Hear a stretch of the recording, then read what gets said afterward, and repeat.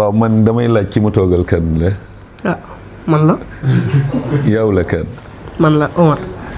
ah Omar kontaan naa ci gis la. waaw. te bi ma la gisee rëccuwuma ko. maa ngi ñaan yàlla na la yàlla yokk. amiin. gis naa ni sa morom yu bari tax nga ñu bàyyi liñ doon def bëgg a def yow li ngay def. moo tax def lu baax rek am solo. maa ngi lay encouragé. te ñi ngi ànd ak yow de tout cœur. yàlla na nga ko yàgg def. amiin waay yàlla sàmm la def la mag. amiin macha allah. kon nag yàlla na yàlla barkeel yëpp. amiin waay jërëjëf.